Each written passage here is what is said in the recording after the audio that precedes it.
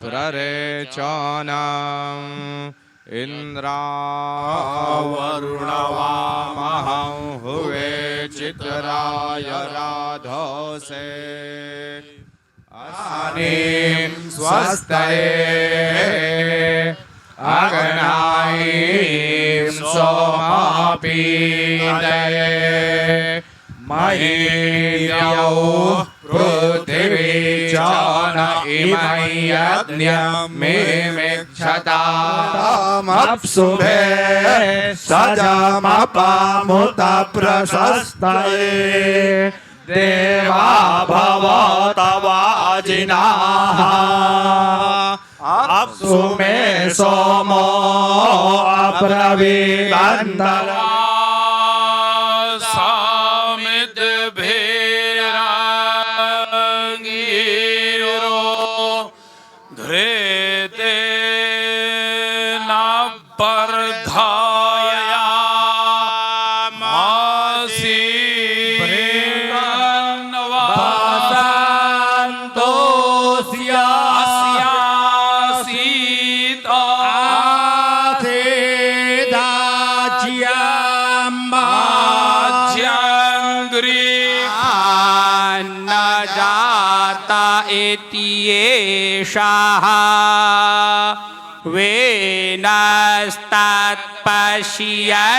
वेनस्तत्पश्यन्निहितं गुहासद्यतर विश्वं भूतस्य कामः कामो भूतस्य भव्यस्य भूतस्य भव्यस्य भव्यस्य भूतस्य भूतस्य भव्यस्य त्वयि यज्ञेष्वीड्यः यद्वो वयं प्रमिनामव्रतानि विदुषां देवा अविदुतिस्त्वा चित्पदश्चित्पदस्त्वा पुनातु पुनातु त्वा चित्पदश्चित्पदस्त्वा पुनातु चित्पतिरिति चित्पतिः त्वा पुनातु पुनातु त्वा इयं वा अदितिः अस्यामेव प्रतिष्ठन्ति ॐ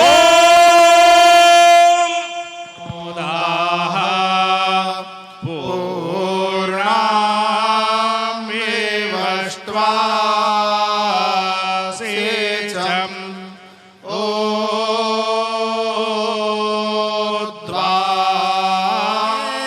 वैराजपत्नेर्विश्वरूपा अस्मासुरमध्वम्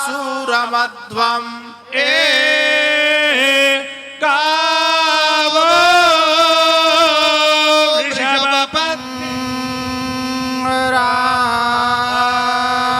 राजानं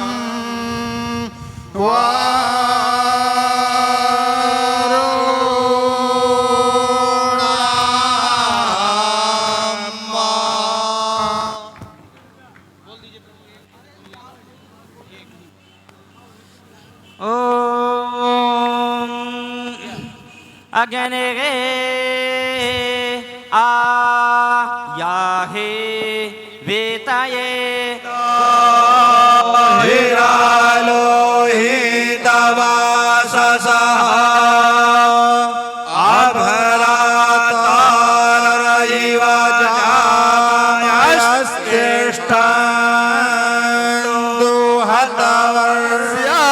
जायस्तिष्ठन्दुहतवर्ष्याग्रभेता अंगम समंगम हविषा यजामि हृदय प्रवचनाभ्याम न प्रमदितव्यम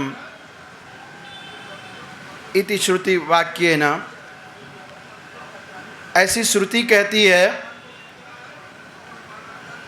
प्रातःकाल की हम लोगों ने सर्ववेद शाखा स्वाध्याय का श्रवण किया। तत्त शाखाओं का सभी वेदों की हमने अभी श्रवण किया वेद मूर्तियों के मुखारविंद से। और वेद की जो ये श्रुति परंपरा है वो कैसी अद्भुत परंपरा है, उसका श्रवण हमने अभी किया। गत 3 दिनों से इस क्षेत्रीय वैदिक सम्मेलन जो कि श्री संकट मोचन हनुमान मंदिर ट्रस्ट, हनुमान सेतु एवं महर्षि सांदीपनि राष्ट्रीय वेद विद्या प्रतिष्ठान उज्जैन भारत सरकार शिक्षा मंत्रालय के अधीन इनके संयुक्त तत्वावधान में यह जो आयोजित क्षेत्रीय वैदिक सम्मेलन है, उसके तृतीय दिवस के प्रथम बेला में मैं अरुण मिश्र आप सभी का पुनः एक बार स्वागत करता हूं, हृदय से अभिनंदन करता हूं। मैं सभी वैदिकों से विनम्र प्रार्थना करता हूं कि कृपया आप अपने अपने स्थान पर बैठ जाएं कि एक ऐसी विभूति पधारी है जिनको मैं बचपन से अपने छात्र अवस्था से अपना आदर्श मानता रहा हूं, ऐसे जिन्होंने वेद के लिए शताधिक पुस्तकों का प्रणयन करके और संपादन करके कुछ ऐसी संहिताओं का और ऐसे ब्राह्मण ग्रंथों का जो एक तरह से प्रचलित नाम से तो प्रचलित थे, एक तरह से लोप हो गए थे, ऐसे संहिताओं का और आपके सानिध्य में और आपके कर कमलों से हुआ ऐसे आचार्य प्रवर पूज्य गुरुवर प्रोफेसर ओम प्रकाश पांडे जी हमारे बीच में हैं।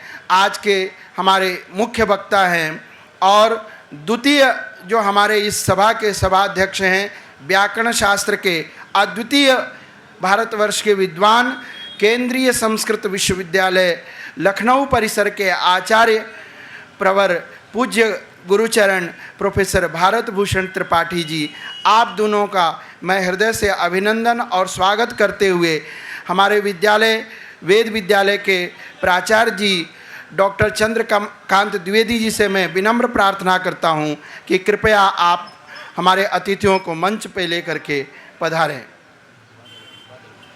हमारे बीच में वेद मूर्तियों के प्रतिनिधित्व करने के लिए वेद मूर्ति श्री भालचंद्र विनायक बादल जी विराजित हैं। मैं प्रार्थना करता हूं आपसे भी कि कृपया आप मंच पे पधारें। आदरणीय बादल जी, हमारे आज दोनों ही जो वक्ता हैं, हमें जैसा कि विगत 3 दिनों से हम सुन रहे हैं, विभिन्न सत्रों में सुन रहे थे, अलग अलग व्याख्यान, और व्याख्यान सुनना हमेशा लाभदायी होता है।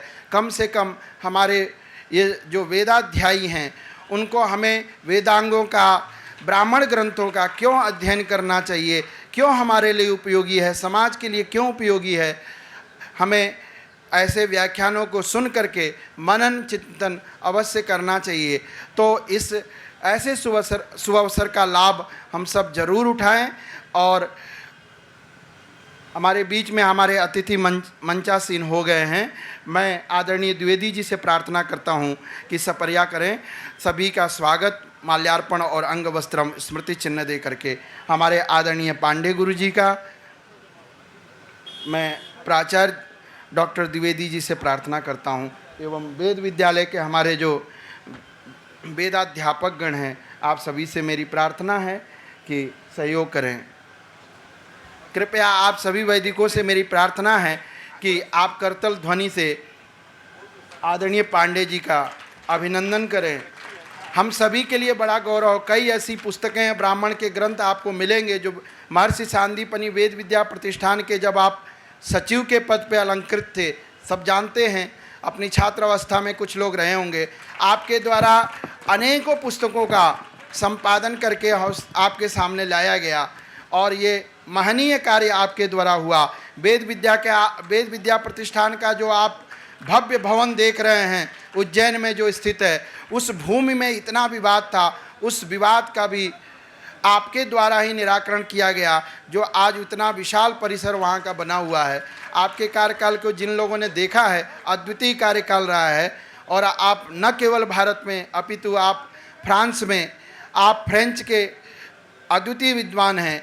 भारत सरकार की तरफ से आप फ्रांस में भी रहे, सांस्कृतिक राजदूत के रूप में और लखनऊ विश्वविद्यालय में के संस्कृत विभागाध्यक्ष और अन्य कई समितियों में आपके अध्यक्षता में कार्य हुए हैं, ऐसे अद्वितीय विद्वान प्रोफेसर पांडे जी हमारे बीच में हैं। हम और साथ ही व्याकरण विभाग के आचार्य प्रवर प्रोफेसर भारत भूषण त्रिपाठी जी जो कि इस सभा के इस सत्र के सभाध्यक्ष हैं, आपका भी हम अभिनंदन स्वागत वंदन करते हैं। ऐसे अद्वितीय विद्वानों को के मुखारविंद से हमें कुछ सुनने को मिलेगा। ये सभा में आप दोनों का यह मंदिर समिति और ट्रस्ट स्वागत अभिनंदन और वंदन करती है।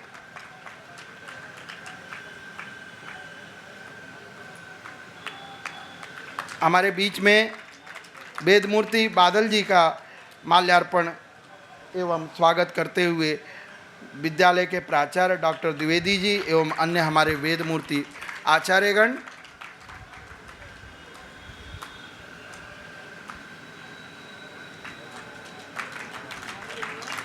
हम सभी जानते हैं पूज्य बादल जी जो बड़े बादल जी हैं, आपके शताधिक विद्यार्थी जिन्होंने वेद की एक पूरी परंपरा है, उनसे वेदाध्ययन किया है। हम सभी का काशी के आप गौरव हैं, आपके उनके बड़े चिरंजीव हैं और हमारे घनपाटी विद्वान हैं, वेद मूर्तियों का हम सभी के गौरव हैं।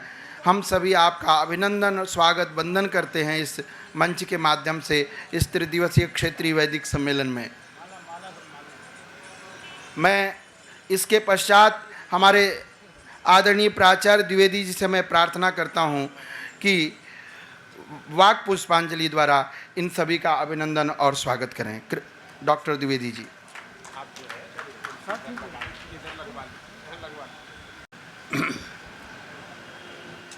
बाबा नीम करोरी आश्रम में आप सबका स्वागत अभिनंदन वंदन है। सर्वप्रथम प्रार्थना करते हुए आज इस सम्मेलन के तृतीय दिन आप सभी हमारे दूरस्थ पधारे हुए वैदिक विद्वानों का और आगत अतिथियों का स्वागत करता हूँ। आज हम लोगों का सौभाग्य है कि वेद विद्या प्रतिष्ठान के प्रारंभिक काल से जुड़े हुए मूर्धन्य वैदिक वाङ्मय के विद्वान प्रोफेसर ओम प्रकाश पांडे जी का कुछ आशीर्वचन सुनने को हमें रखो। अध्यक्ष जी आएंगे, बोला था तुम सबों से, आ जाते हैं। ठीक है, स्वागत करते हुए हर्ष हो रहा है कि आज आपने अपना बहुमूल्य समय देकर हम सबों को कुछ नई चीज़ें प्रदान करेंगे। मैंने आपसे अनुरोध किया कि सर आपको कल्प पर बोलना है, क्योंकि कल्प के ज्ञाता अब नहीं रह गए हैं। शिक्षा, ज्योतिष, व्याकरण पर हम लोगों ने 3 दिन कुछ न कुछ सुना। फिर व्याकरण इतना बड़ा है, इसको ध्यान में रख करके आज एक और व्याकरण के विद्वान को आमंत्रित किया हूँ। उन्होंने भी हमारी प्रार्थना स्वीकार की है। पांडे जी की कृपा सदैव मेरे पर रही है। आज तक मैंने अनुभव किया कि जिस चीज़ का अनुरोध किया कभी इन्होंने इनकार नहीं किया। और आश्चर्य तो हुआ कि एक बार आप आए हुए थे घर, यहाँ प्रतिष्ठान के सचिव थे। हमसे किसी ने कहा कि अगर पांडे जी से आप कह देंगे तो हमारी इकाई विद्यालय हो जाएगी। हमने कहा तो महाराज ने कहा कि चलिए कल चलते हैं देख आते हैं। और हम लोग गए यहाँ से और देखा गया आज वह प्रतिष्ठित वेद विद्यालयों में से एक है। कोई भी कार्य संस्थान में थे तब भी और आज भी कहते हैं कि घर आने की क्या ज़रूरत है, फ़ोन पर तो बोल ही दिए हो। ऐसी महती कृपा रखते हैं। मैं आपको प्रणाम और अभिनंदन करता हूँ। हमारे बीच में बैठे हुए व्याकरण की मूर्ति। काशी के लोग जानते हैं, मैं आपको आचार्य राम प्रसाद त्रिपाठी गुरु जी का प्रतिरूप मानता हूँ। सात्विकता में भी वैसे ही, रहन सहन भी वैसे ही, और उन्हीं का लिया हुआ ज्ञान आज आप बढ़ा रहे हैं। ज्ञान में भी आप उन्हीं के समान हैं। उनके समान तो नहीं, लेकिन उनके शिष्यत्व को स्वीकार किया है आपने। आप हम लोगों के बीच आए हैं, कुछ व्याकरण के और शिक्षा से संबंधित हम लोगों को आप आशीर्वाद देंगे, ज्ञान देंगे। मैं आपका भी स्वागत अभिनंदन करता हूँ। काशी में माध्यन्दिन परंपरा को आगे बढ़ाने वाले बादल परिवार, बादल कुल से जुड़े हुए उनके प्रतिनिधि हमारे आचार्य बादल जी भी बीच में उपस्थित हैं। यह परिवार शुक्ल यजुर्वेद के लिए काशी में माना जाता है। आपने कितने घनांती काशी में पैदा किए हैं, इस परिवार ने अनगिनत है। इतना ही नहीं, काशी के नहीं, महाराष्ट्र और बाहर से लोग आकर के इस परिवार में वेदाध्ययन किए हैं। मुझे ताजुब तो उस हुआ जब गोविंद गिरि जी महाराज से बात, आज गोविंद गिरि जी कहाँ से कहाँ हैं, उनसे जब बात हुई तुरंत कहा, अरे द्विवेदी जी मैं भी तो काशी में ही अपना वेदाध्ययन किया हूँ।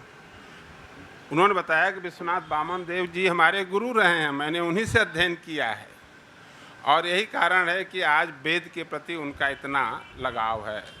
बहुत संस्थाएं उन्होंने खोल रखी हैं, बहुत संस्थाएं वेद पाठशालाएं खोल रखी हैं। सर 15-16 वेद पाठशालाएं इस समय उनकी हैं, अधिक हैं। उनका भी संबंध काशी से रहा है। ऐसी काशी भूमि को प्रणाम करता हूँ, वहाँ से उत्पन्न हुए विद्वानों को प्रणाम करता हूँ। और हमारे संयोजक महोदय भी अद्वितीय हैं, इनका भी अध्ययन काशी का है, ये भी वेद के लिए समर्पित हैं, हम लोगों के बीच में हैं। 3 दिन से कार्य का संचालन कर रहे हैं और समय समय पर कुछ अच्छा सा वक्तव्य भी दे जाते हैं। मैं आपका भी स्वागत वंदन करते हुए आप सबको पुनः प्रणाम करता हूँ।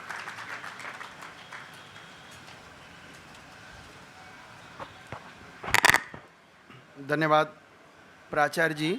जैसा द्विवेदी जी ने बताया, मैं बीच में ज़्यादा बाधा न बनते हुए पूज्य गुरुचरण पांडे जी का मैं आपको बता दूं कि जब आपका कार्यकाल सचिव का था तो मैं उस समय मध्य प्रदेश के गुना में वेद पाठशाला में मैं वेदाध्यापन के लिए मुझे आप ही के समय लाया गया, और पूज्य गुरु जी का इतना सरल हृदय था। मैं समझता हूँ कि उस समय कितने शताधिक विद्यालय कम से कम प्रारंभ हुए होंगे, और सभी को, कोई बात नहीं है, अभी बस 1 मिनट की बात। तो ऐसे पूज्य गुरु जी को मैं आमंत्रित कर रहा हूँ, क्योंकि हम ज़्यादा से ज़्यादा पूज्य पांडे जी को सुनना चाहते हैं। और जैसा कि विषय बताया है द्विवेदी जी ने, कल्पशास्त्र के ऊपर हमारे पूज्य पांडे जी का आज का व्याख्यान, विशिष्ट व्याख्यान, तो मैं सादर आमंत्रित करते हुए मैं गौरव का अनुभव कर रहा हूँ। पूज्य पांडे गुरु जी को मैं आमंत्रित कर रहा हूँ कि हम सभी को संबोधित करें और आप्लावित करें। पूज्य पांडे जी। प्रचेतयति केतुना धियो विश्वा विराजति, पावका नः सरस्वती वाजिभिर्वाजिनीवती, यज्ञं वष्टु धिया वसु। स्तुता मया वरदा वेदमाता, स्तुता मया वरदा वेदमाता, प्रचोदयन्तां पावमानी द्विजानाम्, आयुः प्राणं पशुं ब्रह्मवर्चसं, मह्यं दत्त्वा व्रजत ब्रह्मलोकम्। परम सम्मान्य, अरे भाई कैसे काम चलेगा।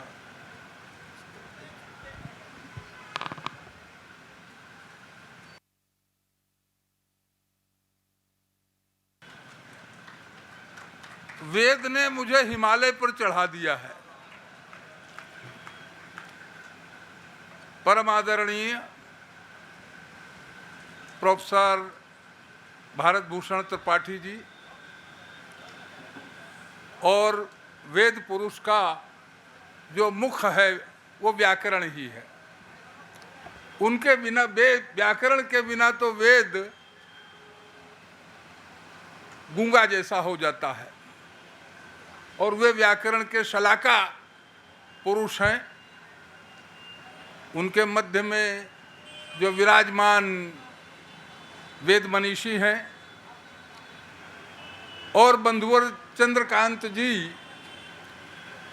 जो मेरे अनन्य हितैषी हैं, हर शुभ कार्य में सम्मिलित होने का परिश्रम उनका होता है और गौरव मुझे मिलता है। वे जब किसी पर कृपालु होते हैं तो सीमाओं की चिंता नहीं करते। ये अरुण जी जो मेरी प्रशंसा कर रहे थे, ये भी मेरे शुभ चिंतक हैं और मैं अपने सामने विद्वानों, वेद पाठियों और वटुकों का यह जो समुदाय देख रहा हूँ, इसके रूप में मुझे वेद का भविष्य दिख रहा है। वेद का भविष्य मुझे किसी प्रकार आशंका से ग्रस्त नहीं कर रहा है। मुझे लग रहा है वेद का भविष्य उज्जवल है। एक पुस्तक मैंने पढ़ी थी और हम सबने पढ़ी होगी, संस्कृत की बड़ी अच्छी किताब है, आपको मिले तो जरूर पढ़िए, पाठ्यक्रम में भी कहीं कहीं है। नाम है भोज प्रबंध। राजा भोज विद्वानों को जो दान देते थे, किसी को 1 लाख दिया, किसी को 2 लाख दिया, किसी को 3 लाख दिया, तो उनकी कीर्ति का विवरण उसमें है। उसमें जो सबसे अच्छी चीज मुझे लगी, 2 चोरों की कथा है। एक चोर का नाम है शकुंत और दूसरे का नाम है मराल। उस समय चोर को फांसी दी जाती थी, सूली पर लटका दिया जाता था। तो वे चोर आपस में बातचीत कर रहे हैं कि भाई हम लोग चोरी कर रहे हैं, एक दिन फांसी पर जरूर लटकेंगे, सूली पर चढ़ाए जाएंगे, क्यों ना अच्छा हो हम ये चोरी करना बंद कर दें। तो एक चोर ने दूसरे से पूछा, तुम कब छोड़ रहे हो चोरी करना? कहा भाई मेरी चिंता ये है कि मेरे माता पिता, जो अभी काशी का गौरव बतलाया जा रहा था, वृद्ध हो गए हैं, वे काशी में वास करना चाहते हैं। उनको जितना धन चाहिए उतना धन मैं अर्जित कर लूं, फिर ये चोरी करना छोड़ दूंगा। उसके साथी ने उससे पूछा कि अच्छा तुम कब छोड़ रहे हो? तो उसने कहा कि मुझे ये जो वेद पाठ करने वाले हैं, इनकी धनहीनता की बड़ी चिंता है, इनकी जेब हमेशा खाली रहती है। मैं जब इतना कमा लूंगा कि इस देश के हर वेद पाठी की जेब भर जाएगी, उस दिन मैं चोरी करना बंद कर दूंगा। मुझे लगा कि जिस देश का चोर भी वेद पाठियों की रक्षा करने के लिए सन्नद्ध है, उस देश में वेद कभी संकट में पड़ ही नहीं सकता है। समाज का जो निचले से निचला वर्ग है, जो अधम है, पापी है, अपराधी है, वो भी वेद के भविष्य को उज्जवल करने के लिए वेद पाठियों की योगक्षेम की चिंता को दूर करने के लिए सन्नद्ध है। अब मैं अपने विषय पर आता हूं। ये भाई हम हटा दें तो कैसा रहे? हाँ हाँ, नहीं मुझे असहज लग रहा है। हाँ, वेद किसी ग्रंथ का नाम नहीं है, ये भगवान का, नारायण का वांग्मय विग्रह है। वेद एक सजीव पुरुष है, और जो सजीव पुरुष होता है और वेद पुरुष की भी उसके बाद फिर दूसरे पुरुषों की कल्पना हुई। काव्य मीमांसाकार राजशेखर ने काव्य पुरुष की परिकल्पना की, लेकिन वेद को आप यह मानकर मत चलिए कि वेद जो है वह केवल एक ग्रंथ का नाम है, कुछ पंक्तियों का नाम है। वेद तो भगवान का शब्दमय वांग्मय विग्रह है, वह उनका स्वरूप है, ये भगवान का ही एक स्वरूप है। और जब ये वेद पुरुष है तो इसके कुछ अंग भी होंगे।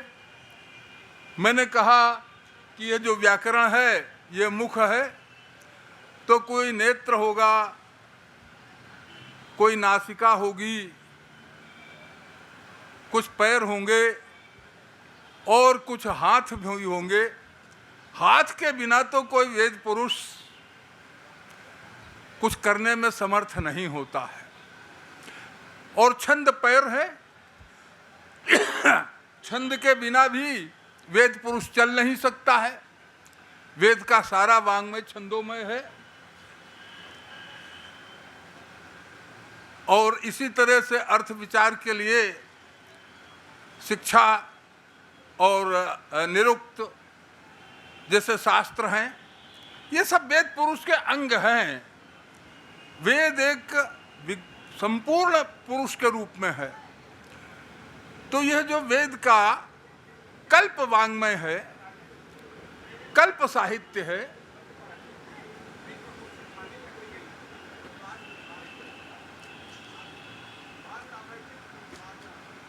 यह कल्प वांग्मय जिसकी बात हमने कही,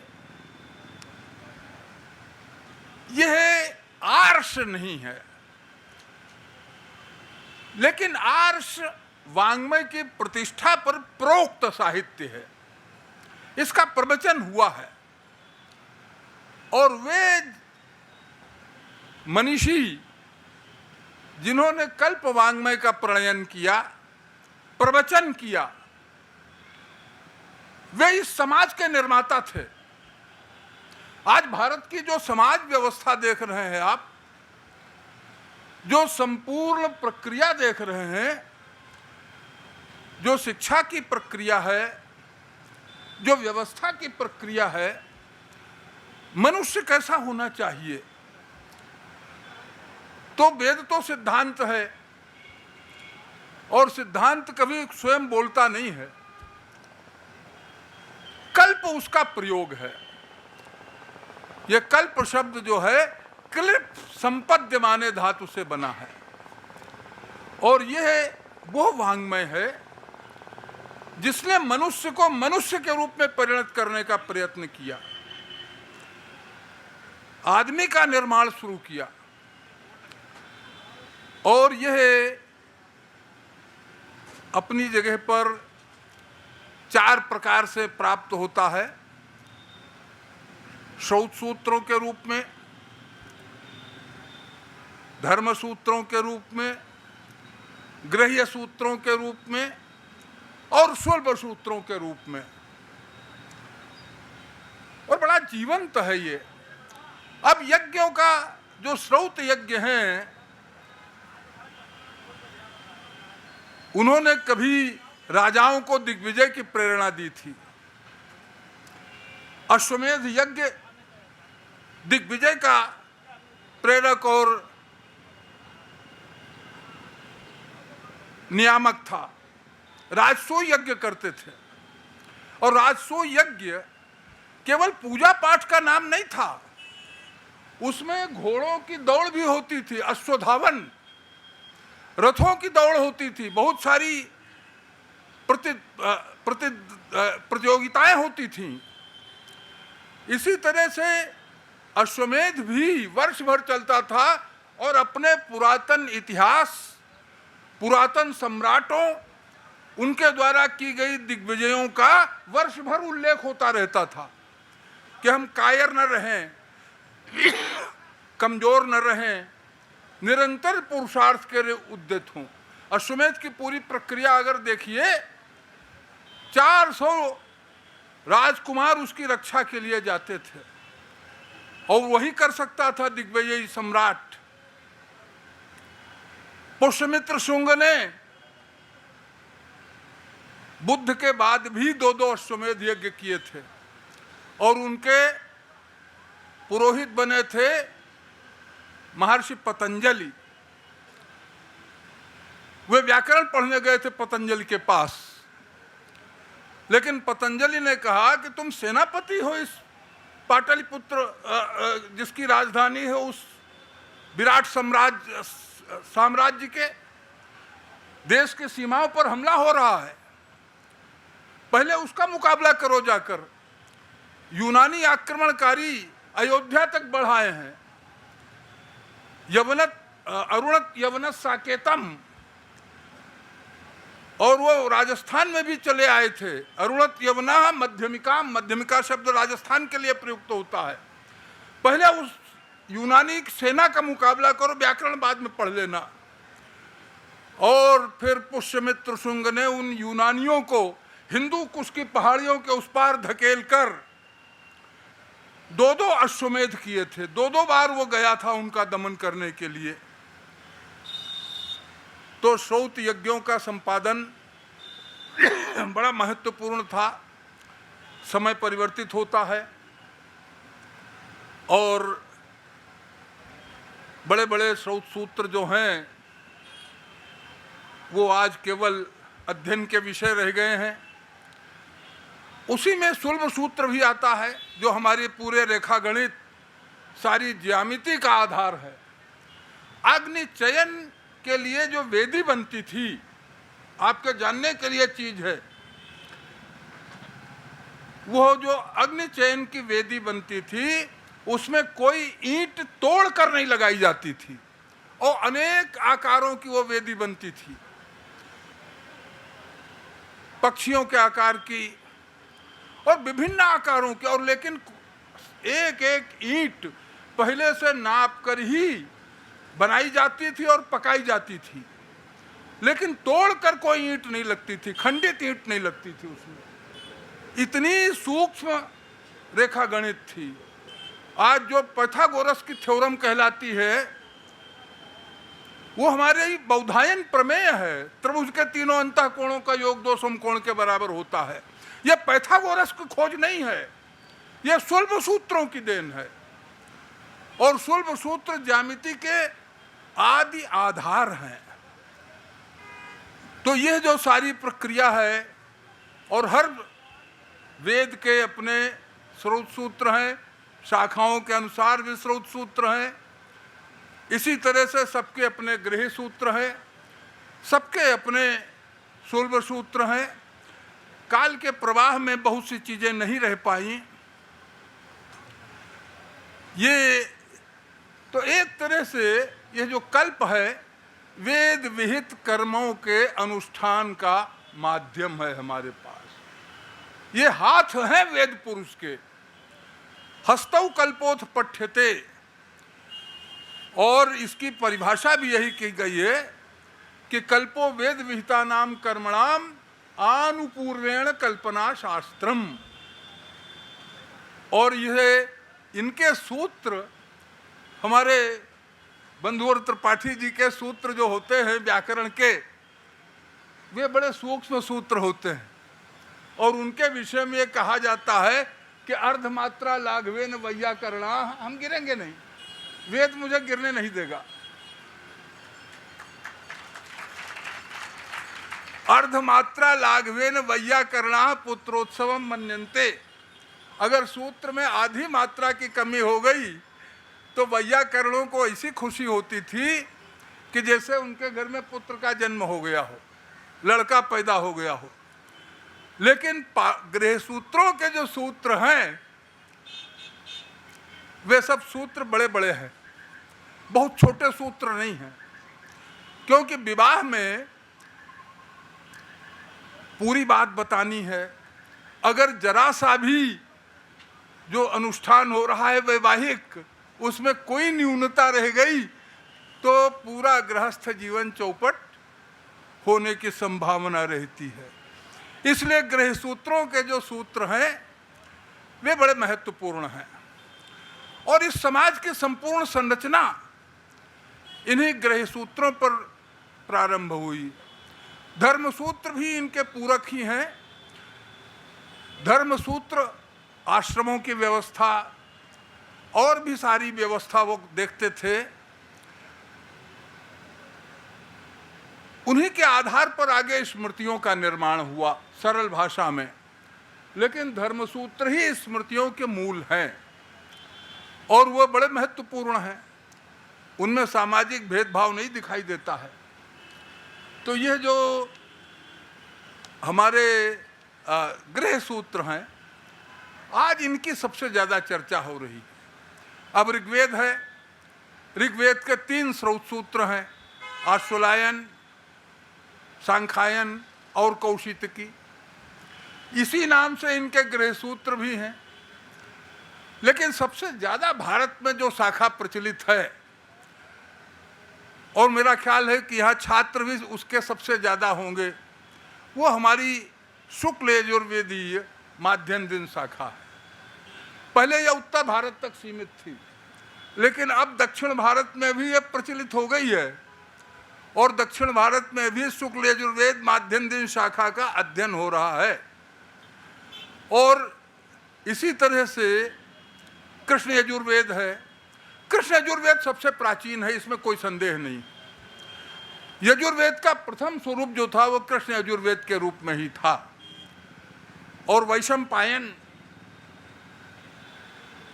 व्यास के शिष्य थे। आगे याज्ञवल्क्य ने शुक्ल यजुर्वेद का प्रारंभ किया। सीधे सूर्य से उस आदमी ने, आदित्य संप्रदाय कहलाता है, सीधे सूर्य से उस महापुरुष ने, जो जनक का भी गुरु था याज्ञवल्क्य, उसने शुक्ल यजुर्वेद को सीधे सूर्य की उपासना से प्राप्त किया था।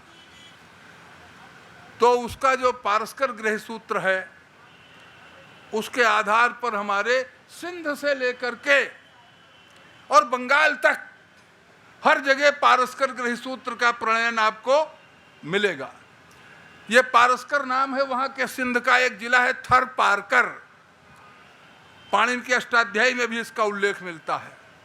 बाद में किसी ऋषि का नाम भी इसके आधार पर पड़ा, लेकिन मूलतः यह गृह सूत्र है शुक्ल यजुर्वेद की माध्यम दिन शाखा का। आज यही काण्व शाखा में भी चल रहा है। सामवेद का जो प्रमुख गृह सूत्र है वो गोभिल गृह सूत्र है। उनका जो स्रोत सूत्र था, वैसे तो 3 हैं उनके पास, द्राह्यायण, लाट्यायन और शौनक और कौथमीय शाखाएं जो हैं आज एक में मिल गई हैं। अनुष्ठान की दृष्टि से लाट्यायन जो है वो सबका मार्गदर्शक है और उनका जो गृह सूत्र है गोभिल गृह सूत्र, वो भी बहुत प्रचलित है। पूरे बिहार में, बंगाल के कुछ हिस्से में गोभिल का, ये स्थान के अनुसार कैसी व्यवस्था की जाए, क्या क्या किया जाए, तो सारा कुछ जो हमारा साहित्य है, ये प्रोक्त साहित्य, सबकी गणना की जाए अगर, तो इनकी संख्या जो मिलती है वो है 1130। इतना विशाल ये कल्प साहित्य था किसी जमाने में। ये प्रयोग है और इस प्रयोग ने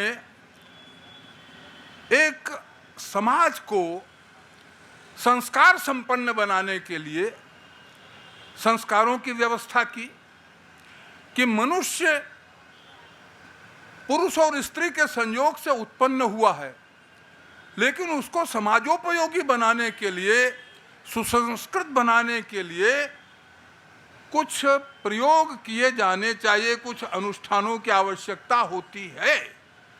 और इसीलिए इनमें सब संस्कारों का विवेचन हुआ। संस्कारों का परिचय धर्म सूत्रों ने दिया, लेकिन संस्कारों की व्यवस्था और पारस्कर गृह सूत्र सबसे बढ़िया है। इस नाते कुछ गृह सूत्रों ने केवल 11 संस्कार दिए, कुछ ने 42 तक उनकी संख्या पहुंचा दी, लेकिन पारस्कर गृह सूत्र केवल 13 संस्कारों की बात कह रहा है। संस्कार तो जन्म से पहले से प्रारंभ हो जाते हैं और मृत्यु पर्यंत चलते हैं, जीवन भर। पहले तो घर में जो अग्नि होती थी, अग्निहोत्र के लिए उसी अग्नि से, जिसमें दैनंदिन अग्निहोत्र होता था, उसी अग्नि से व्यक्ति का दाह कर्म भी अंत में उसी अग्नि से होता था। वो अग्नि जीवन पर्यंत प्रज्वलित रखी जाती है। जीवन के भीतर हमारे जीवन में भी एक आग है, लेकिन वो सोई पड़ी है। उस आग को प्रज्वलित करने की आवश्यकता है, और कैसे प्रज्वलित की जाए? संस्कारों के माध्यम से, विधि विधान के माध्यम से, कर्मकांड के माध्यम से और मंत्रों के अर्थ पर मनन पूर्वक उस अग्नि को प्रज्वलित करने की सारी व्यवस्था गृह सूत्रों में प्राप्त होती है। और ये गृह सूत्र आज भी बहुत प्रासंगिक हैं। इन गृह सूत्रों ने ही समाज को सुसंस्कृत बनाने का कार्य किया। उपनयन भी, वेदारंभ भी, और आज जो समावर्तन संस्कार है, जिसको हम कहते हैं दीक्षांत महोत्सव, उसका उपदेश तो गृह सूत्रों में ही प्राप्त होता है। आज भी यही सिखाया जाता है दीक्षांत उपदेश में, सत्यम वद धर्मम चर स्वाध्यायान मा प्रमदाः यानि अस्माकं सुचरितानि तानि त्वयोपास्यानि नो इतराणि। जो हमारे अच्छे काम हैं उनको तुम करो। और इन गृह सूत्रों में सबसे बड़ी चीज तो ये आती है, इतना तो सिखा देते हैं, लेकिन गृह सूत्रों के जो प्रवचन करता थे वे बड़े बुद्धिमान थे। जब विद्यार्थी आप जानते हैं स्नातक क्यों कहते हैं? 8 घड़े जल से उसको स्नान कराया जाता था। 3 प्रकार के स्नातक होते थे, विद्या स्नातक, व्रत स्नातक और विद्याव्रत स्नातक। 8 घड़े जल से। और जब उसका समावर्तन होता है, आज की भाषा में दीक्षांत होता था, तो आचार्य उसको कुछ व्यावहारिक बातें भी बताते थे। बड़ी महत्वपूर्ण बातें हैं, आज के दीक्षांत में वो नहीं बताई जाती हैं। उससे गुरु कहता था कि 6 में नक्तम ग्रामांतरम न गच्छेत। भाई अगर सब कुछ घर में ठीक ठाक चल रहा है तो रात में दूसरे गांव में मत जाना, रात में मत जाना, अगले दिन चले जाना। कितनी व्यावहारिक बात है जीवन की। कोई संकट आ सकता है, उपनयन के समय तो उसे पलाश का दंड दिया जाता है, लेकिन विवाह के समय उसे बांस की मोटी लाठी थमाई जाती थी, क्योंकि अब उसको पत्नी की भी सुरक्षा करनी है, अपनी सुरक्षा भी करनी है। और फिर वो आचार्य उससे बड़े मजे से कहता था कि भाई ये जो हमारा है कि ये जो बहुत अच्छी चीज़ें कहते थे वो, कि यह जो है कि सर्वेशाम सर्वत आत्मानम गोपाएत, कि देखो एक बात का ध्यान रखना है, हमेशा अपनी सुरक्षा का ध्यान रखना, और लेकिन लड़ाई झगड़ा किसी से मत करना। जीवन आगे कैसे बिताना है? सर्वेशाम मित्रमिव, सबके मित्र बनकर रहना है, लेकिन अपनी सुरक्षा की चिंता भी करनी है। तो यह जो संस्कार थे, यह पशु के रूप में उत्पन्न मानव को एक सुसंस्कृत समाजोपयोगी व्यक्ति निर्माण की एक व्यवस्था थी, जो गृह सूत्रों में उपलब्ध है और बड़ी प्रासंगिक है ये। इसके साथ यह जो कर्मकांड है, बहुत से लोग कहते हैं कि भाई इतना कर्मकांड की आवश्यकता क्या है। जीवन में एक रस्ता आ जाती है। ये जो उत्सव हैं, ये जो अनुष्ठान हैं, ये जीवन की एक रस्ता को भी दूर करते हैं। जीवन में एक ही काम करते करते कभी कभी ऊब होने लगती है। तो इन संस्कारों के माध्यम से, इस कर्मकांड के माध्यम से, इस मंत्र पाठ के माध्यम से जीवन में एक उत्साह का संचार, उल्लास का संचार और एक निरंतर कर्मरत रहने की जो प्रेरणा है वो प्राप्त होती है। तो ये बड़े महत्वपूर्ण थे। और अवांछित प्रयोग भी हमारे आसपास आते हैं। वांछित प्रभाव और अवांछित प्रभाव, जीवन में दोनों प्रकार के प्रभाव होते हैं। तो ये जो हमारी संस्कार व्यवस्था है, गृह सूत्रों की व्यवस्था है, यह वांछित प्रभावों का तो आनयन करती है और अवांछित प्रभावों का निराकरण करती है, अपनयन करती है। फिर वेद और लोक का समन्वय होना चाहिए।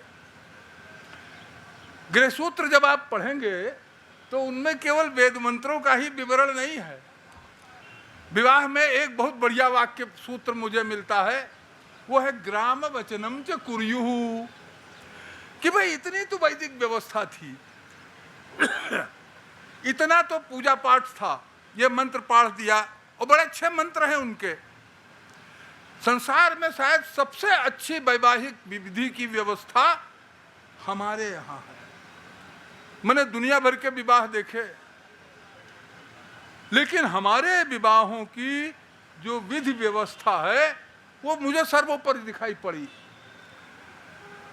वो एक दीर्घायुष्य ही नहीं, विवाह को भी सुदीर्घता प्रदान करती है। जो एक अब ग्राम वचनम च कुर्युः, पंडित कह देते हैं कि अब घर की बड़ी बूढ़ी औरतें जो बतलाएं, गांव की बूढ़ी स्त्रियां, वो प्रमाण थी।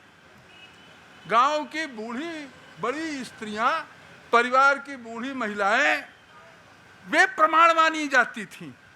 और पारस्कर ने कहा है ग्राम वचनम च कुर्युः। व्याख्याकार कहते हैं ग्राम की बड़ी बूढ़ी स्त्रियां या गांव के बड़े बूढ़े लोग जो कहें वो भी करना चाहिए। ग्राम वचनम च कुर्युः।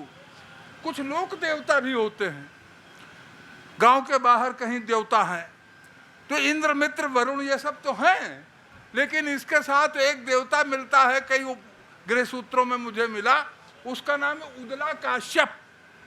अब ये उदला काश्यप का उद्गम आचार्य जी कहाँ का है, मिला कहीं आपको? लेकिन उदला काश्यप की भी पूजा होती थी। ऐसी बहुत सारी लोक के साथ समन्वय करने की भावना इन सूत्रों में दिखाई जाती है। और ये जो विवाह की, उदाहरण के लिए प्रतीकात्मक रूप से मैं केवल एक ही संस्कार की चर्चा कर रहा हूँ, और वो संस्कार है विवाह संस्कार। अब उसका प्रारंभ जो होता है वो लड़की को नए कपड़े पहनाने से होता है। आप जानते हैं ना, वस्त्र परिधापन कहते हैं उसको। कन्या लाई जाती है, उसको नया कपड़ा दिया जाता है, और वो कपड़ा प्रायः उसकी ननिहाल से लाया हुआ होता है। हमारे क्षेत्र में यही व्यवस्था है। अब वह मंत्र जो पढ़ते हैं इतना बढ़िया है, जरांग गच्छ। जरांग गच्छ, जरांग माने तुम बूढ़ी हो जाओ, इसका यह अर्थ नहीं है। आचार्य जी, अभिधा नहीं, लक्षणा यहाँ पर है। वेद लक्षणा को मानता है, व्यंजना को नहीं स्वीकार करते हम। जरांग गच्छ माने वृद्धावस्था पर्यंत तुम जीवित रहो, जरांग गच्छ। यह विवाह हमारा अल्पकालिक नहीं है, जीवन भर विवाह चलता रहे, तुम भी मेरा साथ निभाती रहो। ये सब वर के द्वारा पठनीय मंत्र हैं। परिधत सुवासो और भवा कृष्टिनाम अभिशस्ति जीवा। और जितने परिवार के लोग हैं, पशु, मनुष्य, परिवारी जन, आसपास के लोग, सबके लिए तुम मंगल दृष्टि से देखती रहो। सतंच जीव सरदस्सु वर्चा रईम च पुत्रान अनुसंवेस्व आयुष्मतीदम परिधत सुवासः। अरे आयुष्मती, ये कपड़ा पहनो, जीवन भर हमारा साथ निभाओ, और सबको मंगल की दृष्टि से, कल्याण की दृष्टि से निहारो। ये कहते हैं। एक और बढ़िया शब्द आता है, अघोर चक्षुः। दो तरह की दृष्टियां होती हैं, एक घोर चक्षु, एक अघोर चक्षु। और घोर चक्षु माने जो बहुत ही कहना चाहिए क्रोधपूर्ण दृष्टि है, भयानक दृष्टि है, भयावह दृष्टि है। ऐसी दृष्टि आंखों में मत लाओ। अघोर चक्षु, तुम्हारी दृष्टि में एक प्रेम झलकना चाहिए, एक आत्मीयता परिलक्षित होनी चाहिए, सबके लिए एक आत्मीयता की भावना की ललक तुम में होनी चाहिए। अघोर चक्षु। अपतिग्नेधि, कभी तुम्हारा पति का जो परिवार है उसको कोई हानि तुम्हारे कारण नहीं पहुंची। शिवा पशुभ्य, परिवार के लिए तो तुम मंगलमय हो ही, लेकिन पशुओं के लिए भी मंगलमय सिद्ध हो। सुमना, अपने मन को हमेशा प्रसन्न रखो, चेहरे पर हमेशा हंसी खुशी रहनी चाहिए। सुमना सुवर्चा। और ये इसी तरह से बहुत सारे इसमें हैं। लाजा होम सुख समृद्धि का ज्ञापक है। आप जानते हैं ना, खील का होम होता है। ये सारी व्यवस्थाएं उन्होंने की। और विवाह का एक नाम है पाणी ग्रहण, भी हाथ पकड़ता है वो। गर्भणामिते सौभगत्वाय हस्तम, मैं तुम्हारा हाथ पकड़ रहा हूं, सौभाग्य के लिए ले रहा हूं। और दो कर्म आपने ध्यान दिए विवाह में। एक है अश्मारोहण। अश्मारोहण माने सिल और बट्टा घर में रहता ही है, तो बट्टे पर बहू का पैर रखवाते हैं। ये बट्टे पर क्यों पैर रखवाते हैं, इसको अश्मारोहण कहते हैं। अरे जैसे हमारे आंगन में ये सिल बट्टा जाने कितने दीर्घ काल से पड़ा हुआ है, उसी सिल बट्टे की तरह से, इस पत्थर की तरह से दृढ़ता पूर्वक तुम इस आंगन में निवास करो। कभी यहां से तुम्हारा संबंध विच्छिन्न न होना। आरोह इमम अस्मानम अस्मेव तुम स्थिरा भव। पत्थर की तरह तुम इस घर परिवार के साथ, इस क्षेत्र के साथ तुम समरस होकर रहो, दृढ़ता पूर्वक रहो। और इतना ही नहीं, आगे जो ध्रुव दर्शन कराते थे कि आकाश में दूसरे तारे अस्त हो जाते हैं, ध्रुव तारा कभी अस्त नहीं होता है। ध्रुवमसी। पर हमारे यहाँ की वैवाहिक व्यवस्था पहले दिन में होती थी। अस्तमिते ध्रुवम दर्शयति, जब सूर्यास्त हो जाए तब ध्रुव दर्शन कराते थे कि देखो जैसे ये ध्रुव तारा आसमान में स्थिर है, उसी प्रकार से तुम रहो। और सबसे जो विवाह का प्राण तत्व है वह है सप्तपदी। और सप्तपदी में जो 7 कदम रखाए जाते हैं, वो आप जानते हैं कि हर कदम का अपना एक महत्व है। एकम ईशे, पहला कदम जो बहू का है, वर वधू का पहला पग जो है वो ईशे, धन धान्य के लिए है, अन्न के लिए है। द्वे ऊर्जे, दूसरा कदम ऊर्जा के लिए है, शक्ति के लिए है। त्रीणि रायस पोषाय, और तीसरा कदम धन समृद्धि के लिए है। चत्वारि मायो भवाय, और जो चौथा चरण है वो सुख के लिए है, आनंद के लिए है। पंच पशुभ्यः, 5वां कदम पशुओं के लिए है। तो इस तरह के ये सारी सप्तपदी की व्यवस्था थी। मम व्रतेते हृदयम दधामि, मैं अपने हृदय को तुम्हारे हृदय से मिलाता हूँ, दोनों को एक बनाता हूँ, दोनों में कोई अंतर न रहे, विचार में कोई भिन्नता न रहे, कार्यक्रम में कोई भिन्नता न हो। तो ये सारी सो व्यवस्था है।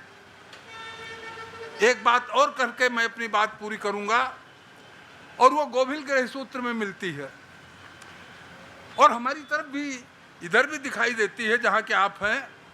आपने देखा होगा जिस दिन मंडप का आच्छादन होता है, उस दिन घर की कुछ महिलाएं कन्या पक्ष की कन्या को ले जाती हैं, नदी के किनारे, तालाब के किनारे, मंदिर के किनारे आसपास, और उससे कुछ अंजलि में मिट्टी भराकर लौटती हैं।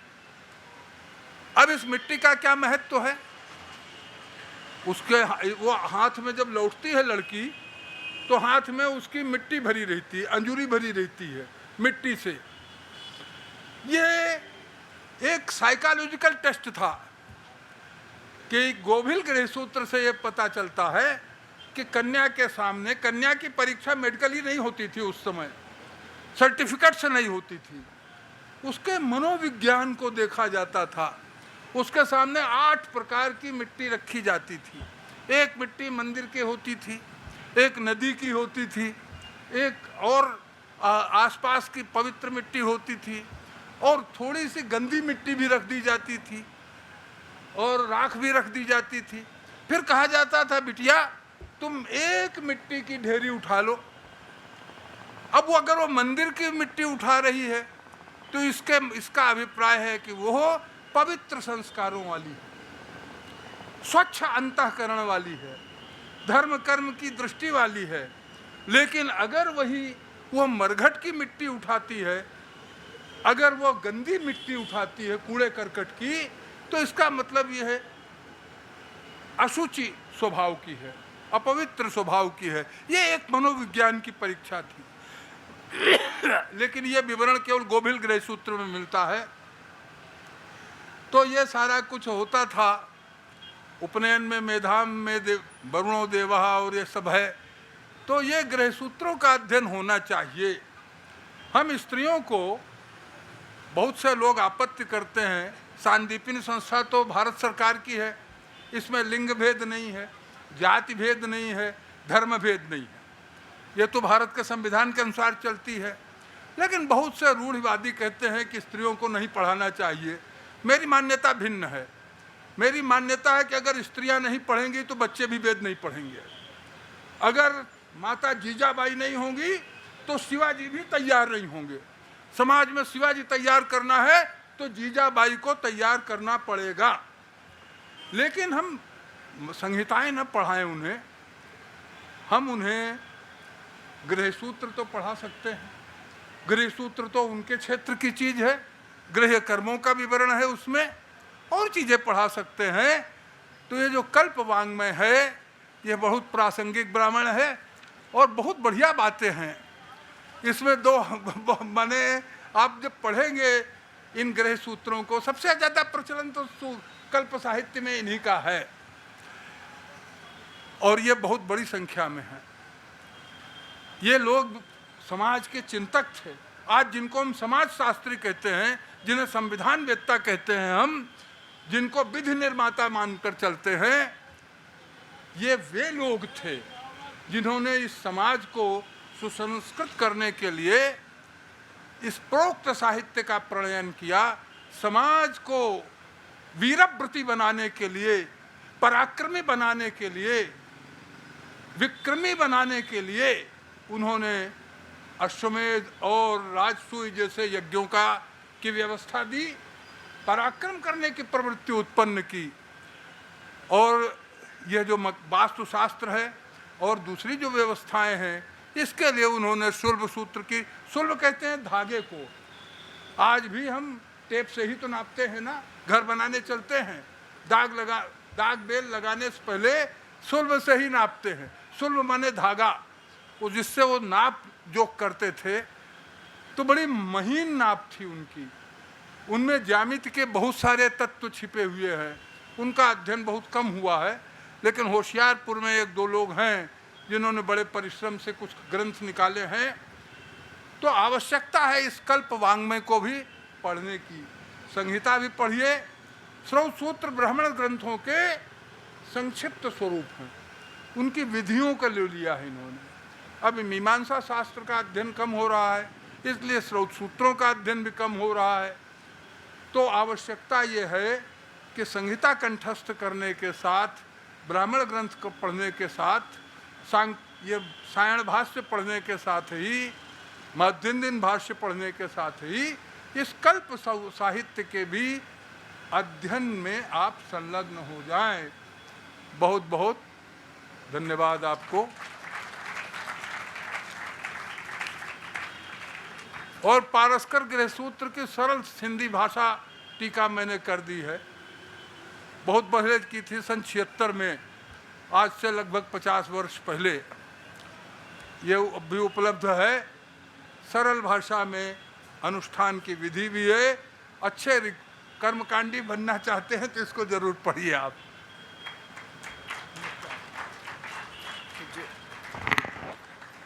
हम सभी पूज्य गुरु जी के प्रति कृतज्ञता ज्ञापित करते हैं। अभी आपने देखा कितने सरल भाषा में हमारे लिए कल्पशास्त्र क्यों उपयोगी है। विशेषतः कल्पशास्त्र के जो 4 हैं, धर्मसूत्र, शुल्बसूत्र, गृहसूत्र, ये इनमें जो गृहसूत्र हैं, गृहसूत्रों का क्या हमारे जीवन में आज के वर्तमान में क्या महत्व है, क्यों उपयोगी है, समाज उपयोगी, परिवार में उसकी क्या आवश्यकता है, उन विधियों को क्यों किया जाए, उसका एक कितना सरलतम और कितना सूक्ष्मतम गहन बातें हमारे बीच में अपने व्याख्यान के माध्यम से पूज्य चरण ने रखा। हम सभी इस त्रिदिवसीय क्षेत्रीय वैदिक सम्मेलन समिति की तरफ से आपके चरणों में प्रणाम करते हैं और अपनी कृतज्ञता ज्ञापित करते हैं पूज्य पांडे गुरु जी के प्रति। हमारे बीच में श्री संकटमोचन हनुमान मंदिर ट्रस्ट समिति के हनुमान सेतु के अध्यक्ष परम श्रद्धेय आचार्य, जैसा उस दिन कहा था प्रोफेसर, तो मैं तो आपको आचार्य करता हूँ, श्री सदाकांत शुक्ल जी विराजमान हैं। मैं आपसे विनम्र प्रार्थना करता हूँ कि कृपया आप मंच पे पधारें। और साथ ही मैं हमारे इस विद्यालय के प्राचार्य डॉक्टर द्विवेदी जी से प्रार्थना करता हूँ कि कृपया आदरपूर्वक आप मंच पे लेके आएँ और आपका माल्यार्पण कर उनका स्वागत अभिवंदन भी करें।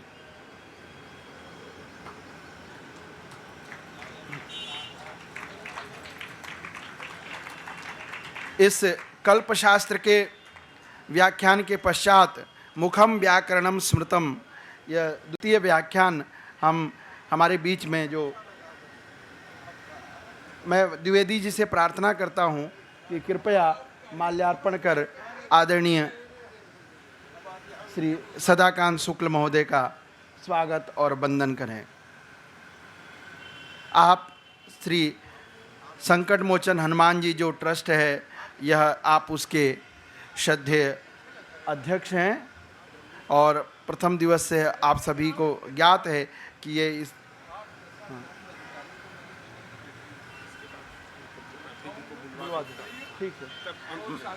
ठीक है।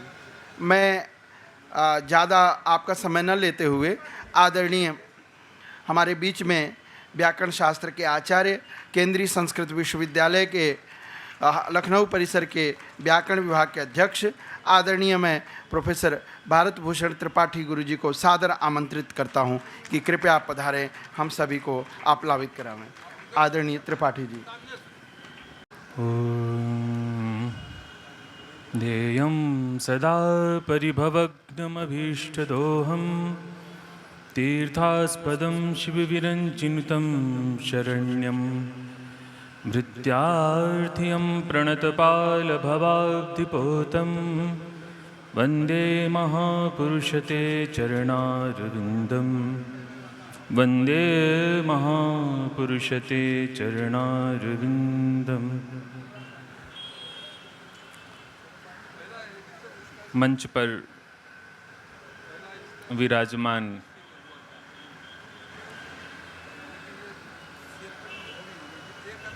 परम साधक,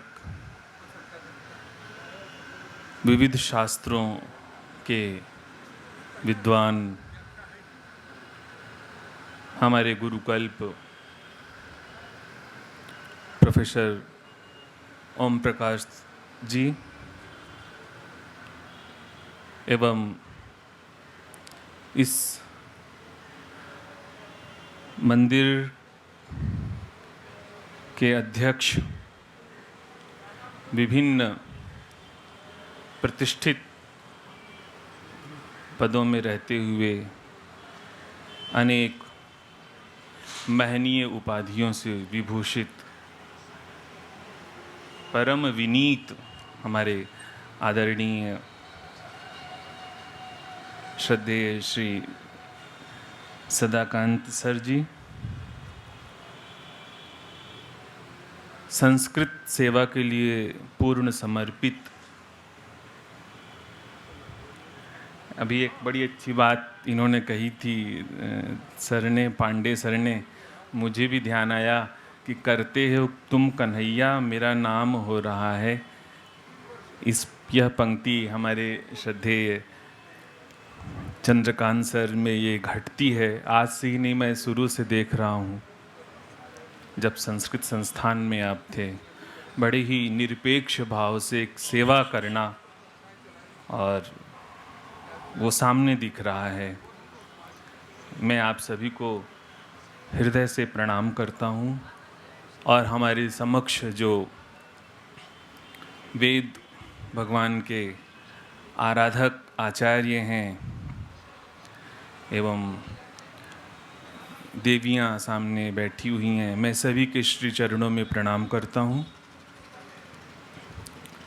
यह हम सबों का परम सौभाग्य है कि हमें वेद भगवान का दर्शन हो रहा है।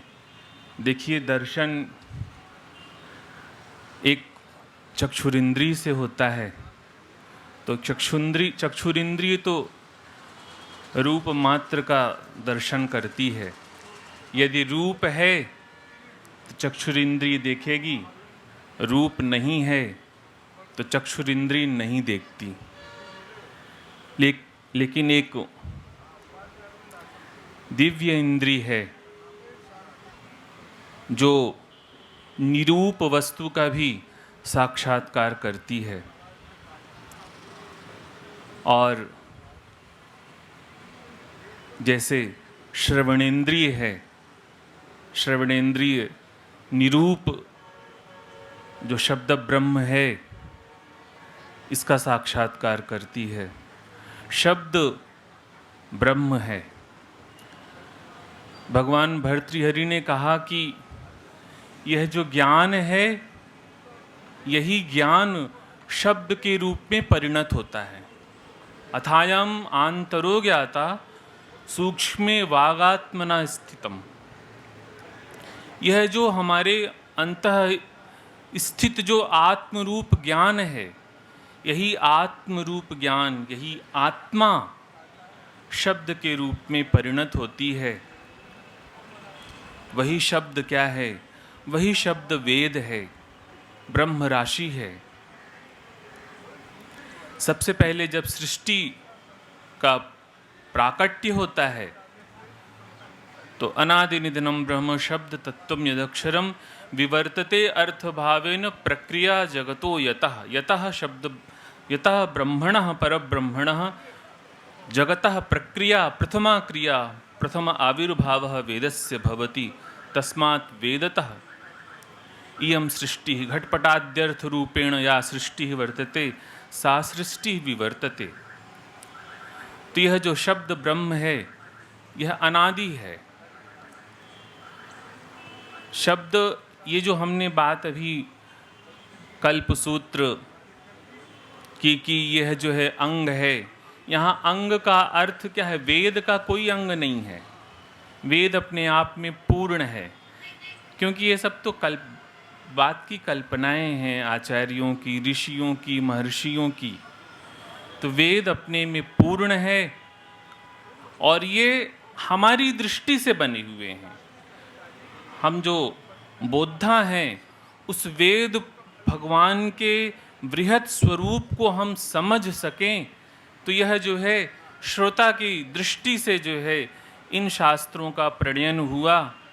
इसलिए जो है यह अंग का मतलब यहाँ पर उसके उपकारक हैं। ये जितने भी वेद के अंग हैं, षडंग हैं, ये वेद के उपकारक हैं। इसलिए जो है इनका भी जो है महत्व है। और सबसे बड़ी बात तो यह है कि वेद एक ज्ञान राशि है। हमारे जितने भी शास्त्र हैं, उन शास्त्रों का मूल आधार वेद है। चाहे न्याय शास्त्र हो, मीमांसा शास्त्र हो, व्याकरण शास्त्र हो। अब व्याकरण शास्त्र में शब्द ब्रह्म की चर्चा की गई और कहा कि शब्द ब्रह्म क्यों, हम इसका अध्ययन क्यों करें? कहा ते मृत्युम अतिवर्तन्ते यो वै वाचम उपासते। इस शब्द ब्रह्म की साधना इसलिए करनी चाहिए कि जीवन का उद्देश्य क्या है, हम जीवन धारण किए हैं और उसका उद्देश्य क्या है। हमारे संत, हमारे सारे शास्त्रों के चिंतन का आधार, ये चिंतन हुआ क्यों, क्यों शास्त्रों के लिखने की ये आवश्यकता पड़ गई। तो ये जो संसार है, दुख निमग्न संसार है, जो आध्यात्मिक, आधि भौतिक, आधि दैविक त्रिविध ताप से संतप्त है, उस त्रिविध ताप से संतप्त होने के लिए एकांतिक आत्यंतिक उपाय की जिज्ञासा हुई। इसी जिज्ञासा से जो है हमारे इन शास्त्रों की रचना हुई। हमारे ऋषियों ने देखा, भगवान वेद ने कहा, तमेव विदित्वा अति मृत्युमेति नान्यः पंथा विद्यते अयनायो।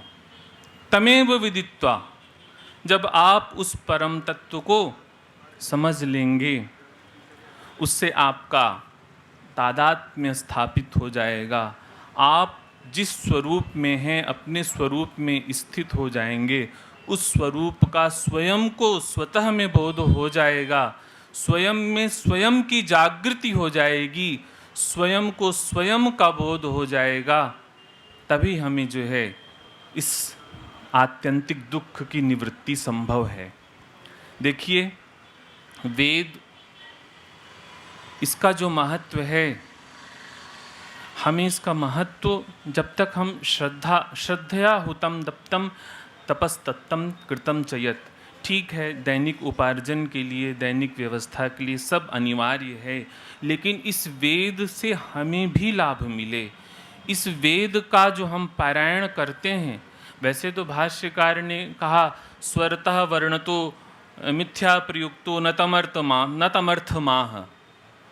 तो क्या ये जो जिसको हम नहीं जान रहे हैं, केवल हम बोलते जा रहे हैं, अनग्ना विवशुष्कैधो न त्वज्जलति करचित, तो अब इसकी तो बहुत बड़ी प्रक्रिया हो गई कि आप पहले उसके स्वरूप को जानिए, उसके अर्थों को जानिए, प्रकृति प्रत्यय को जानिए, धातु को जानिए। तो ये तो अनंत वेद है, फिर हमें मिलेगा क्या इसको। तो देखिए, इसीलिए दो मार्ग हैं।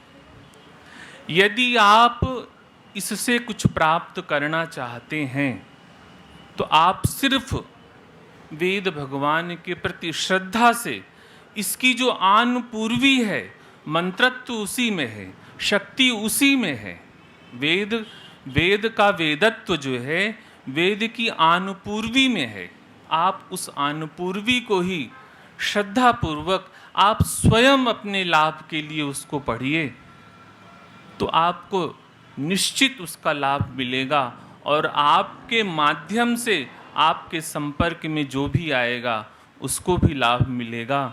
यह वेद बड़ी ही ईश्वर की कृपा है, अनुग्रह है कि हमें किसी व्याज से इसका अध्ययन करने का अवसर प्राप्त हो रहा है। और भाष्यकार ने कहा कि भाई, यज्ञ हम करते हैं तो इतना बड़ा तामझाम क्यों करना है।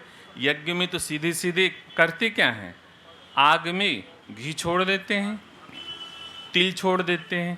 तो ऐसे ही छोड़ दीजिए, ब्राह्मणों को बुलाना, यज्ञशाला बनवाना, फिर इतना वेद जो है पढ़ना। अरे आप जाइए और छोड़ दीजिए, कोई भी जाए छोड़ दे, तिल छोड़ दे, घी छोड़ दे। तो भाष्यकार ने कहा नहीं, एवं क्रियमाण अभ्युदयकारी भवति। यदि आप इस पद्धति से नहीं करते हैं तो अभ्युदय नहीं है। जो पुण्य जनकता है वह पुण्य जनकता एवं क्रियमाण अभ्युदयकारी भवति। तो जो इसका यजमान है, जो इस कार्य को कर रहा है, उसको यदि उस पुण्य फल को प्राप्त करना है तो उसको इस पद्धति से करनी। ये जो सारी पद्धति है, उस पद्धति से जब वह उस कार्य को संपन्न करेगा तो एवं क्रियमाण अभ्युदयकारी भवति। तो इसलिए इसका बहुत बड़ा महत्व है। और वेद जो है, एक चीज़ हम और हमारे यहाँ विद्यार्थी बैठे हुए हैं, हम थोड़ा सा एक संकल्प के विषय में थोड़ा सा अपने आचार्य लोग तो सब विद्वान हैं, लेकिन कभी कभी हमारे विद्यार्थी जो है कहीं जाते हैं तो संकल्प में थोड़ा सा गलती हो जाती है प्रयोग की। चूँकि द्विवेदी जी ने कहा था हम थोड़ा व्याकरण के विषय में भी बता दें, तो हम के विषय में बता रहे हैं। जब एक सूत्र है पाणिनि का, स्वरतैतः कर्तृभिप्राय क्रिया फले, तो धातुएं कुछ स्वरितेत होती हैं जो उभयपदी होती हैं। तो हम जब संकल्प बोलते हैं तो अंत में हम बोलते हैं कि जैसे हम संध्या करते हैं तो संध्या कर्म अहम करिष्ये, कहीं पर हम करिष्यामि बोलते हैं।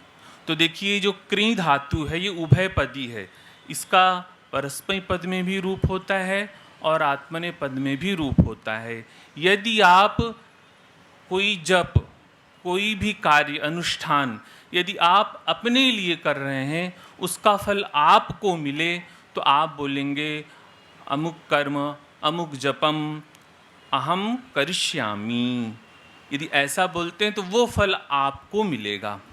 और यदि यजमान आपसे करवाता है तो आप बोलेंगे कि अमुक शर्मणे अहम जपम करिष्यामि। करिष्यामि माने दूसरे को, मैं उल्टा हमने बोल दिया था, इसका संशोधन कर लीजिएगा कि यदि हम दूसरे के लिए करते हैं, यदि हम जप यजमान के लिए करते हैं तो हम बोलेंगे कि अमुक शर्मणे श्रद्धेयाय सदाकांताय इदम जपम अहम करिष्यामि। तो ये जप का फल जो है आपको मिलेगा। परस्मै पद माने दूसरे के लिए और आत्मने पद माने अपने लिए। और यदि हम जप अपने लिए करते हैं तो जपम अहम करिष्ये। अच्छा, और यदि संकल्प आप बोलेंगे, संकल्प तो यजमान लेता है हाथ में जल और वो बोलता है कि ये मैं ये कर रहा, वो जल लेकर के बोल रहा है कि मैं ये कार्य आपसे करवाऊंगा, तो आप वो क्या बोलेंगे, यजमान क्या बोलेंगे, उनसे आप बुलवाइए कि इदम कर्म अहम कारयिष्ये। ये आप बोलेंगे कि ये कार्य मैं अपने लिए इनसे करवा रहा हूँ।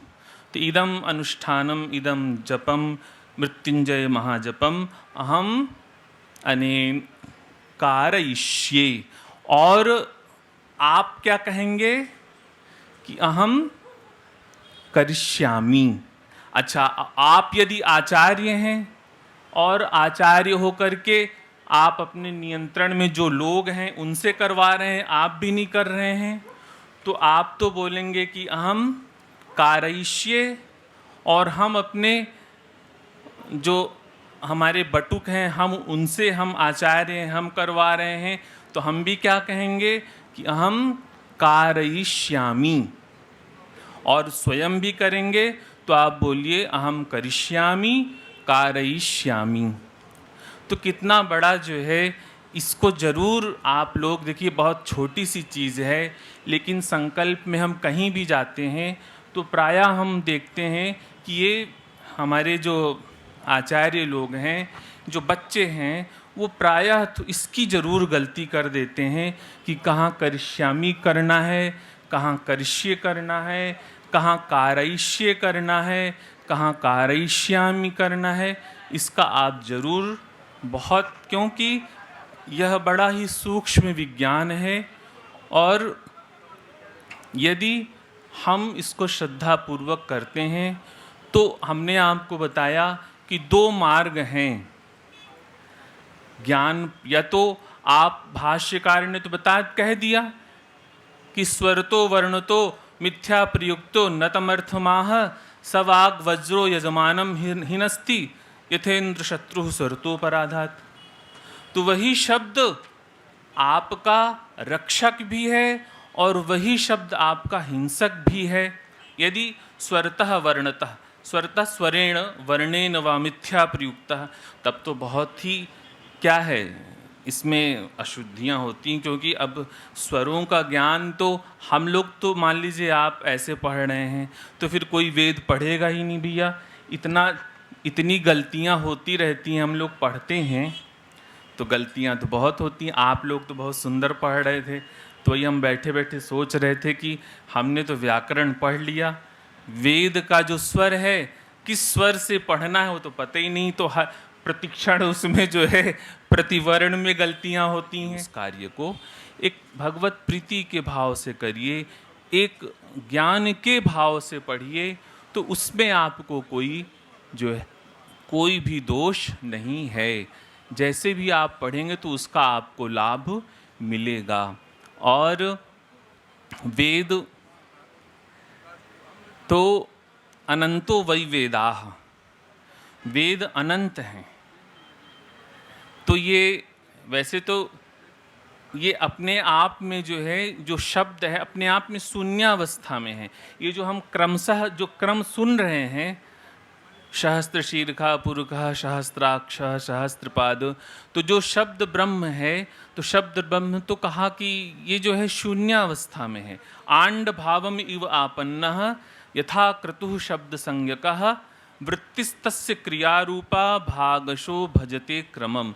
वस्तुतः शब्द जो ब्रह्म शब्द है, जो अनादि निधन शब्द है, वह वस्तुतः किस रूप में स्थित है? वह अपने शून्यावस्था में स्थित है। जैसे करंट है, करंट का कोई स्वरूप नहीं है, लेकिन उसकी शक्ति बहुत ही तीव्र है, लेकिन उसका कोई आकार नहीं है। लेकिन जब उसकी अभिव्यक्ति किसी माध्यम से होती है तो वह जो है उसका हमें स्वरूप का एक अनुभव होता है कि इसके माध्यम से इसका यह स्वरूप है। लेकिन उसमें बहुत सी अनंत शक्तियाँ होती हैं।